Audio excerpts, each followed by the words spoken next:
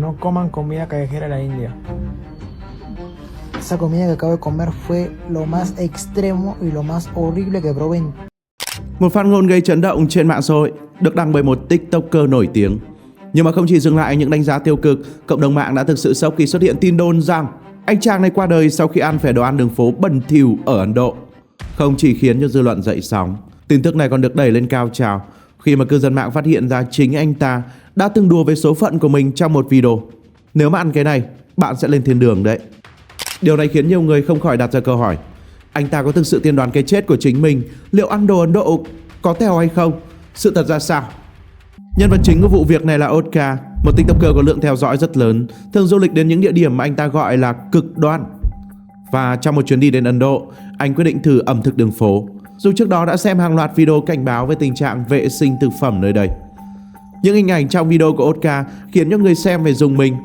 Nhà bếp mất vệ sinh, thùng rác nằm cạnh quầy chế biến, nước uống và nước sinh hoạt không rõ nguồn gốc. Nhưng mà bất chấp tất cả, anh vẫn ăn thử và quay lại phản ứng của mình để chia sẻ với hàng triệu người theo dõi. Đáng tiếc là chẳng bao lâu sau, Oscar nhập viện với triệu chứng ngộ độc thực phẩm nặng.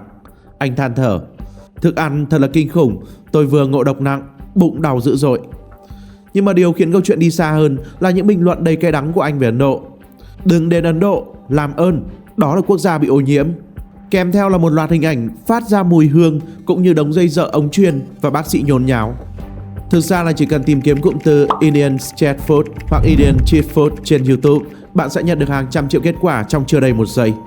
Đáng chú ý là phần lớn các video đi kèm với cụm từ như là mod unhygienic, quá mất vệ sinh, đủ để thấy rằng ẩm thực đường phố của Ấn Độ đã gắn liền với một hình ảnh không mấy sạch sẽ trong mắt du khách quốc tế. Các vlogger, nhà báo và cả những chuyên gia du lịch hàng đầu đều bày tỏ sự ám ảnh với cảnh tượng quen thuộc trên những con đường ở Ấn Độ. Ruồi nhặng bay vò ve như một tiểu đoàn giữa cái nắng gay gắt. Người bán hàng môi nhễ nhại, tay chân nhào nặn thực phẩm mà không hề đeo bao tay hay sử dụng bất kỳ biện pháp vệ sinh nào. Họ cười toe toét và bảo rằng đây là văn hóa của mình, như thể đó là một niềm tự hào. Không chỉ dừng lại ở khía cạnh vệ sinh, phong cách nấu nướng của các hàng quán vỉa hè tại quốc gia Nam Á này cũng mang đến một ấn tượng lộn xộn, nhếch nhác trong mắt du khách. Những người đầu bếp đường phố không quá chú trọng đến y phục, quầy chế biến thì thiếu gọn gàng và đặc biệt là hỗn hợp gia vị đậm mùi như là cà ri, bạch đậu khấu, hạt tiêu, bột nghệ, khiến những mùi thức ăn bám chặt trên quần áo, tóc tai của bất cứ ai đi ngang qua. Những sắc màu nâu vàng đặc trưng của các món ăn cà ri càng làm tăng thêm cảm giác bụi bặm và thiếu hấp dẫn đối với những người không quen. Hệ quả là không ít người sau khi trở về từ Ấn Độ đã đúc kết câu nói châm biếm về kiểu ăn uống nửa văn hóa, nửa mất vệ sinh tại đây. Tay bốc, cốc thì dơ, ăn vào lơ lửng lại ôm toilet. Thậm chí là có lẽ với nhiều người chưa từng đi tới Ấn Độ thì sau khi xem trên TV, đất nước này chính là một quốc gia như vậy. Đầy ấn tượng xấu không chỉ bởi thức ăn, với văn hóa ăn bốc, đồ thì luôn đặc sệt, và trong nhiều năm Ấn Độ luôn bị chế nhạo và bị xếp là quốc gia nguy hiểm nhất đối với phụ nữ.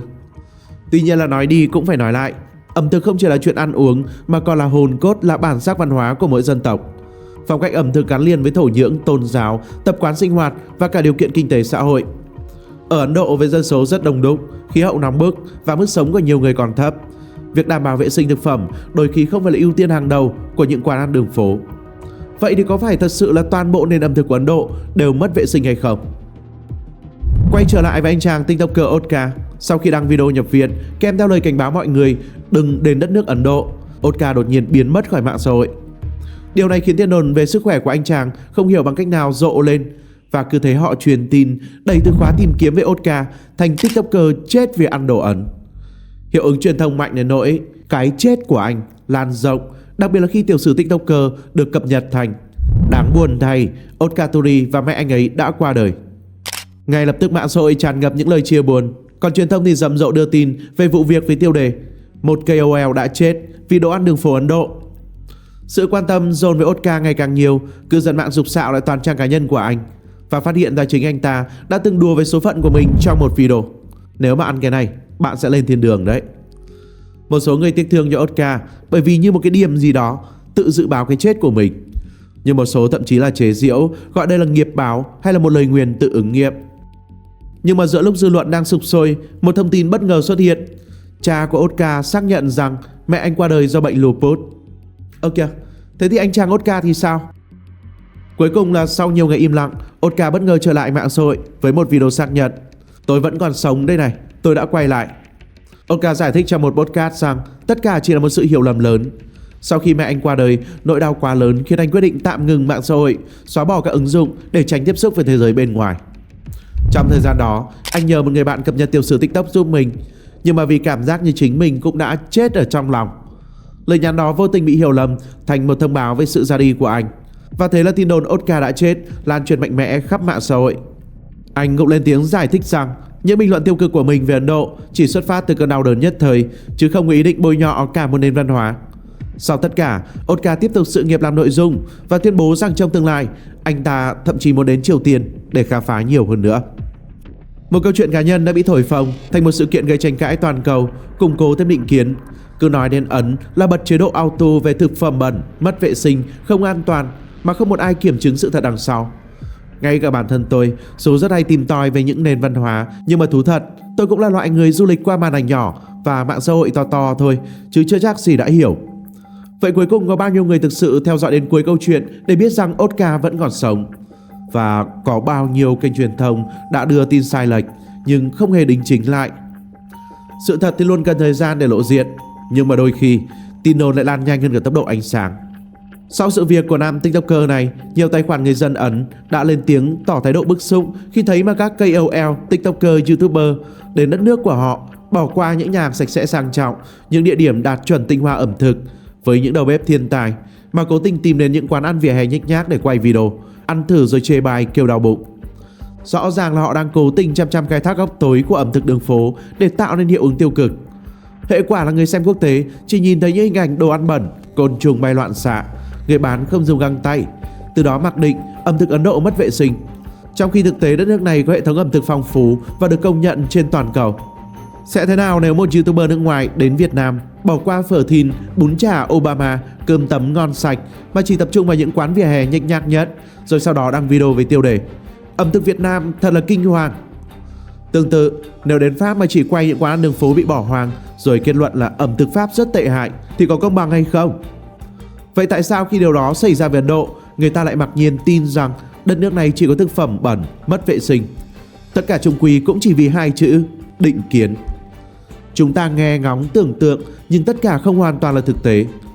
Giống như nhiều quốc gia còn đang nghĩ rằng Việt Nam vẫn đang nghèo, đói, lạc hậu, không có điện, thậm chí là vẫn còn chiến tranh. Cái kiểu định kiến này rất khó để thay đổi, nó như là một hệ tư tưởng ăn sâu vào đầu của người ta vậy. Người dân Ấn Độ cũng đưa ra một lập luận đơn giản nhưng vô cùng hợp lý. Ngay cả con nít cũng được dạy rằng ăn đồ vỉa hè dễ bị đau bụng. Cái việc rủi ro về vệ sinh là hoàn toàn có thể xảy ra ở mọi đối tượng, đặc biệt với khách du lịch. Hệ tiêu hóa của du khách nước ngoài không thích nghi được với vi khuẩn của địa phương thì cái việc đau bụng là chuyện dễ hiểu. Vậy tại sao cứ chọn quán vỉa hè rồi lại than phiền thay vì ăn ở những nơi đảm bảo vệ sinh? Người Ấn cảm thấy rất tức giận bởi vì nền ẩm thực của họ đang bị bóp méo, bị gán ghép hình ảnh tiêu cực trong khi không ai nhắc đến những mặt tốt đẹp. Không ai phủ nhận rằng ẩm thực đường phố Ấn Độ có những vấn đề về vệ sinh, nhưng đó không phải là toàn bộ nền ẩm thực của quốc gia này. Một đất nước có nền văn minh lâu đời, nơi khai sinh ra những món ăn nổi tiếng khắp thế giới, không thể chỉ bị đánh giá qua một vài quầy hàng vỉa hè. Cuối cùng điều tôi muốn truyền tải là hãy nhìn nhận đa chiều, khách quan để thấy được bức tranh ẩm thực Ấn Độ phong phú và đa dạng hơn rất nhiều so với những gì mạng xã hội đang lan truyền. Nếu mà những điều thú vị, những bí ẩn của thế giới luôn thu hút bạn, xin kính mời các bạn cùng đón xem tiếp video. Tại sao cực khó để đánh bại một nhà sư Thiếu Lâm đang hiện ra màn hình bên cạnh đây? Nhấn vào và xem ngay lập tức nha bạn ơi!